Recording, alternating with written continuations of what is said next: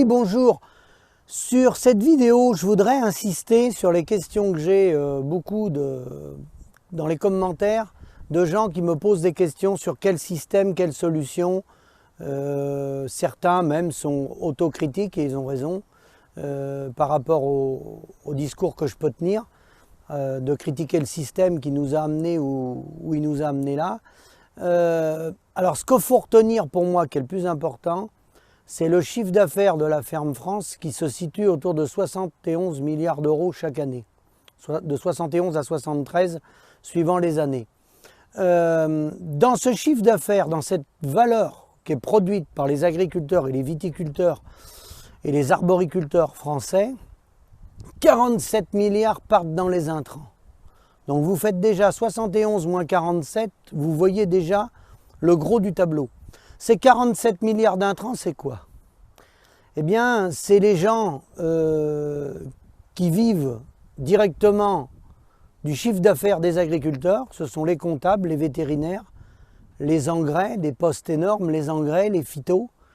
Voilà ce que je voulais vous passer comme message. Ce chiffre-là, 47 sur 71, très très important. Ensuite, vous avez dans la consommation de capital chaque année 9 milliards d'euros.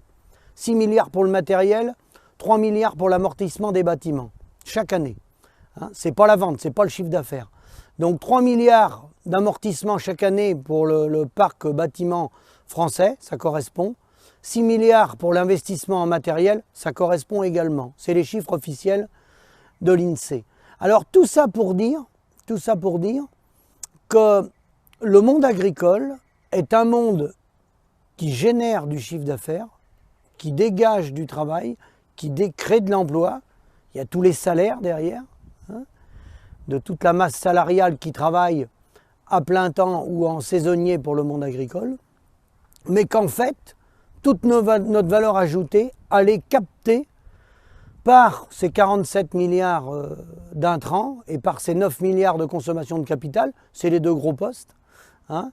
Notre valeur ajoutée, elle est captée là. Parce que ces gens-là, ils ont suivi l'évolution du coût de la vie, et c'est normal. Depuis 40 ans, ils ont augmenté leurs tarifs de 2-3%. Encore, je suis gentil, chaque année. Donc voilà le résultat économique des agriculteurs. Quand certains disent pourquoi l'agriculture ne marche pas, au bout du bout, sur cette colonne de chiffres-là, 71 milliards de chiffre d'affaires, il faut savoir que la valeur ajoutée nette pour l'ensemble des agriculteurs, c'est 4 milliards, sans la PAC. Donc 4 milliards, vous divisez par 400 000 exploitations, il y a les viticulteurs là-dedans, hein, il y a tout le monde. Vous voyez ce que ça fait 10 000 euros par an. Donc la valeur ajoutée, elle s'en va bien là. C'est bien là quel problème. Dans la mesure où on n'a pas le levier de faire reconnaître les coûts de production à travers des prix, de l'instant que le compteur du prix des parts fermes il est bloqué, notre valeur ajoutée, elle part dans les charges. Donc quand certains me demandent quelle solution, eh bien, les solutions les plus efficaces en élevage bovin, lait notamment, les plus économiques si vous voulez diminuer les charges au maximum, c'est la monotraite et le croisement des races. Et là, vous allez dératiser une grande partie des gens qui vous entourent. Là, vous n'avez plus personne dans la cour. Croisement des races, ça veut dire qu'il n'y a plus d'utilité de tous les gens qu'on fait vivre depuis 40-50 ans à travers la sélection par race, les gens qui vendent les doses pour les inséminations. Là, si vous faites un croisement de race vous-même, vous faites des échanges comme on le fait nous déjà avec des producteurs entre nous, ce côté-là, il est terminé. Donc l'inséminateur, terminé. Le contrôle laitier, terminé. Ensuite, monotraite, l'utilité d'une mécanisation type robot de traite n'a plus d'intérêt. Parce qu'en monotraite, ramener autant de travail, le résultat économique de l'exploitation, ramener autant de travail, imparable. Donc quand les gens disent le bout du bout, le plus économique, c'est quoi? C'est ça. C'est monotraite, croisement de race. Et puis un système quasi toute herbe ou toute herbe. Et puis là, vous êtes tranquille, vous n'avez pas de calendrier à la fin d'année parce qu'il n'y a pas grand monde qui va vous apporter des calendriers en fin d'année pour vous souhaiter la bienvenue pour l'année 2022. Je parle bien sûr des marchands de tracteurs, des marchands d'aliments, tous ces gens-là. Parce que là, vous n'en avez plus besoin. Un tracteur va vous faire 15 à 20 ans.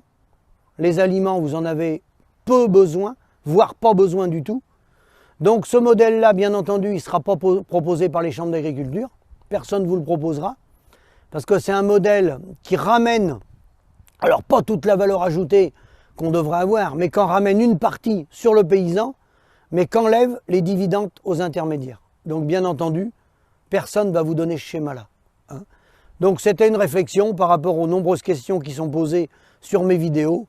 Je répondrai à d'autres commentaires sur d'autres vidéos. Merci et à bientôt.